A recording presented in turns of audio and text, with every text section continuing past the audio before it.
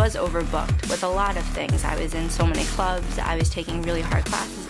Sometimes I felt like I was having a panic attack, like I was going into shock because it was just so much I couldn't even wrap my brain around it.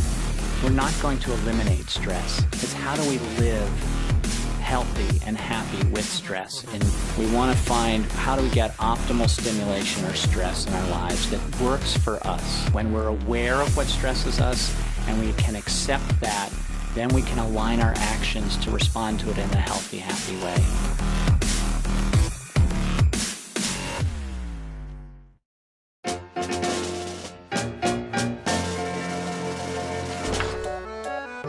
Stress is a part of life, and it's not always a bad part of life. Most of us enjoy good stress in small doses, like roller coasters, watching sports, or even a scary movie. That's the kind of stress that keeps us young and on our toes. Then there's bad stress, or worse, chronic stress. Negative stress isn't just in your head. It can affect us both mentally and physically. Stress hormones in the body for extended periods of time can physically age our cells. So when you're stressed at work or home, your cells look and act older, making you look older and even impacting your immune system. Not only does it add years to your appearance, it can also affect your memory, making brain cells shrink permanently.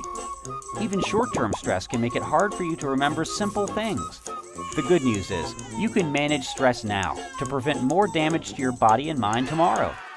Stress management is a skill that can be learned. Check out Blue KC's Tips to Manage Stress video for ways to beat stress for a longer, healthier, and happier life.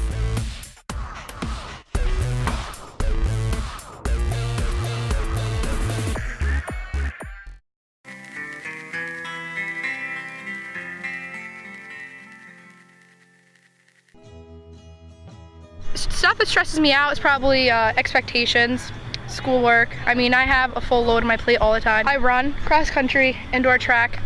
Pretty much I run for about 8 months straight, and then I go on this 4-month break and I start it back up again. It honestly just boosts my mood all the time. I'm always in a good mood when I'm with my teammates. I did! Woo! Go Pal! I try so hard and do so well. And I'm running, I'm focusing to get myself in an upper level all the time. Being myself and focusing on what I have to do and staying positive. That's my throw, guys! Woo! Yeah. Mainly thing that stresses me out in life is school, calculus and English. I hate calculus because I hate math, and English I hate writing essays and reading plays like Hamlet. Yeah, basically school. You just solve it. You plug in for 5, plug 5 in for X. I play a lot of basketball. I play pickup. I go to random parks, and I meet up with random people, and I go hard.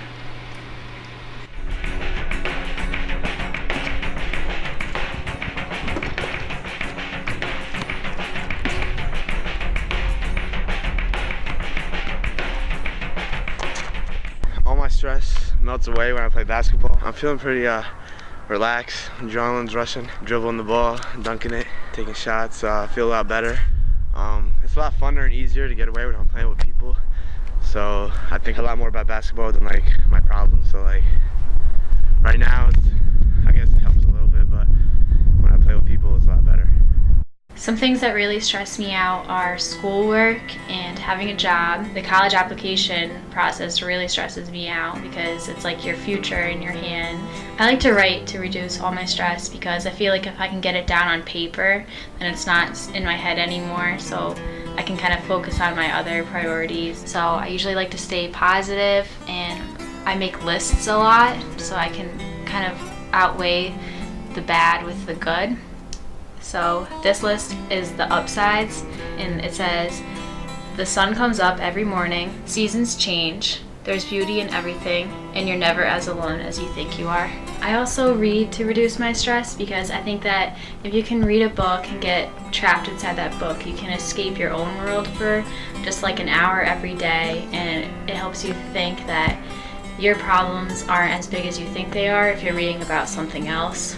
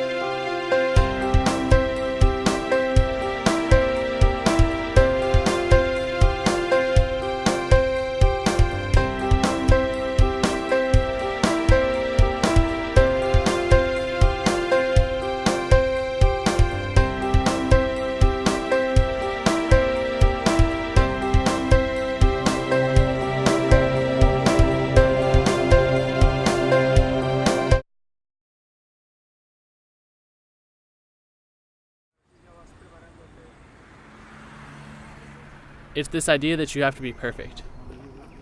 You have to get involved in everything possible. You need to maintain a 4.0 GPA and get into an Ivy League school to be successful.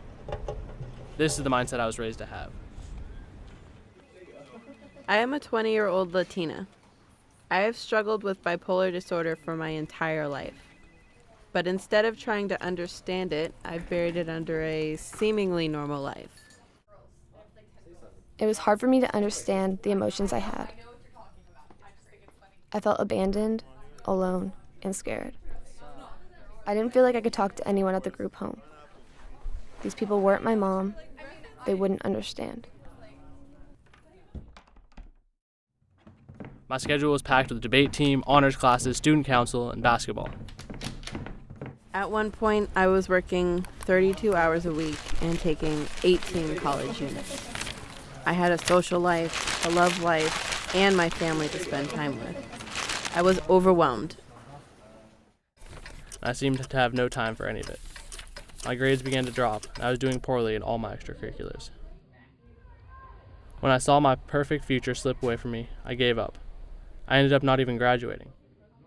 All my emotions were left bottled up inside, and I went into a phase of depression. I had refused to take my medication, and I became manic. It was the base support of my family and friends that helped me change my outlook and push me through.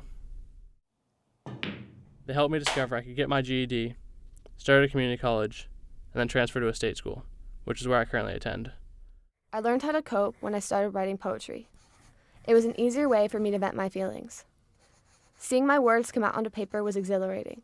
Letting my emotions out through writing was a way that I could get rid of all the negative energy that I had been bottling in. I started to take my medication again. Life got better. Life always gets better, I realized. But in order for life to get better, you have to be alive. I noticed how writing out my emotions could affect how I felt, how others felt, and ultimately how others treated me. I discovered that through my writing, I could create change. I decided I wanted to give back what I had been given. I wanted to bring awareness to the different kinds of mental health services that are available, especially for the Latina community. What I've discovered is there's no formula for success. Just because you do things a little bit differently doesn't mean you're not going to be happy. Success is different for everyone. You just have to let it all out.